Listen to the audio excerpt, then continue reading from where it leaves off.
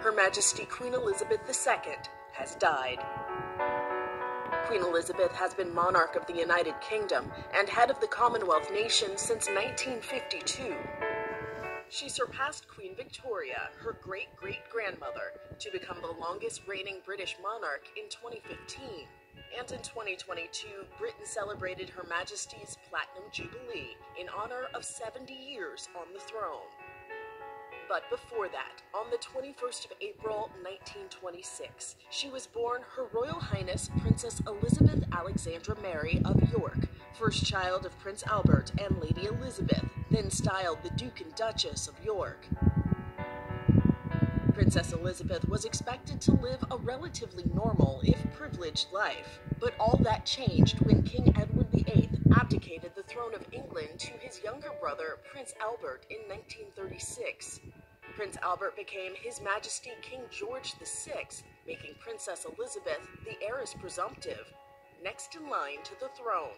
She was not heir apparent because if her parents had a son after her, the laws of the day would have moved Elizabeth down in the line of succession, something she later changed. Princess Elizabeth's life of service and public spotlight started early. Here she is in a 1940 radio recording. The 14-year-old princess encouraged children living through World War II. And when peace comes, remember, it will be for us, the children of today, to make the world of tomorrow a better and happier place. As World War II raged through Europe, Princess Elizabeth enlisted in the Auxiliary Territorial Service, the women's branch of the British Army, when she turned 18. She worked as an auto mechanic and truck driver until the war ended in 1945. I declare before you all that my whole life, whether it be long or short, shall be devoted to your service and to the service of our great imperial family to which we all belong. In 1947, at just 21, Princess Elizabeth made that incredible vow, and she lived up to it. By her side was husband and consort, Prince Philip, Duke of Edinburgh, whom she married later that year. Their marriage lasted over 73 years until the Duke's death in 2021. The Duke and Duchess of Edinburgh, as they were first styled, welcomed their first two children, Prince Charles and Princess Anne, before the death of King George VI. Princess Elizabeth ascended the throne on February 6, 1952. She was just 25 years old. The coronation of Her Majesty Queen Elizabeth II was the first British coronation to be fully televised, with cameras allowed inside Westminster Abbey. It was one of many ways Her Majesty went on to modernize the monarchy. The Queen and Prince Philip had two more children, Princes Andrew and Edward, making them the firstborn to a reigning monarch since the era of Queen Victoria. After centuries of calculated remoteness, Queen Elizabeth was the first British royal to start the walkabout, greeting people face to face rather than being chauffeured from afar. Generations of royals have continued this tradition. The Queen also saw the royal family into the age of technology. In 1957, her annual Christmas message was broadcast on television for the first time. She sent her first tweet in 2014 and posted her first Instagram picture in 2019, signing them both Elizabeth R. She was even the first British monarch to pay income taxes.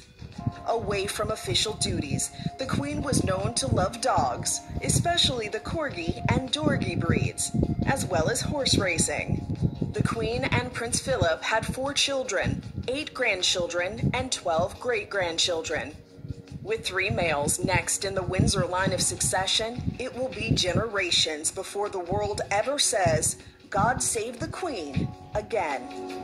The world is mourning the passing of Queen Elizabeth II.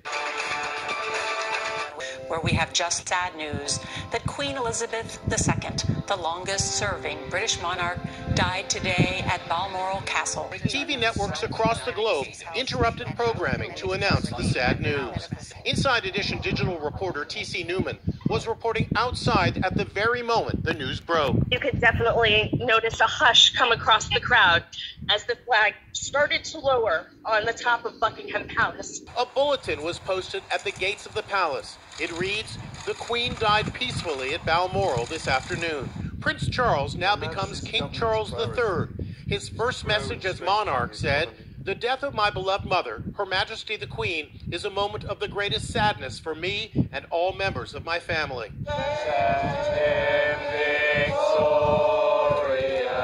A tearful crowd outside the palace broke into God Save the King anthem for the first time. God save the King. Charlie Langston, female editor of DailyMail.com. Everyone in the UK and around the world is going to be absolutely devastated and heartbroken. This is a woman who, yes, was the monarch for 70 years, but she was also an integral part of so many people's lives for so long. The Queen's health deteriorated rapidly during the day. Jenna Bush Hager was moments from interviewing Prince Charles's wife Camilla for the Today Show when they suddenly canceled. We were about to sit down with Her Royal Highness to discuss some of her initiatives. We were just told that they have rushed off to Balmoral. This is the moment Britain's new Prime Minister Liz Truss was passed a note in Parliament telling her of the Queen's health crisis. The Queen appeared frail but in good spirits when she appointed the new Prime Minister Monday. But look, you can see a large dark discoloration covering the back of her hand. Prince William and other family members rushed to be at the Queen's side, speeding through the gates of Balmoral. They arrived in time to say their final goodbyes. Prince Harry, who happened to be in London, put his feud aside to be with the Queen, but he arrived 15 minutes too late. She was already gone. Meghan was not with him. William's wife, Kate, who just earlier this week escorted her kids to the first day of school, was also not there. The urgency was real. The Queen's historic reign was drawing to a close. The Prime Minister, dressed in black, made the somber announcement. With the passing of the second Elizabethan age, we usher in a new era in the magnificent history of our great country, exactly as Her Majesty would have wished, by saying the words, "God save the King." The world has never seen anything like her, the longest reigning monarch in British history. These were the joyous scenes when she marked her 70th year on the throne in June.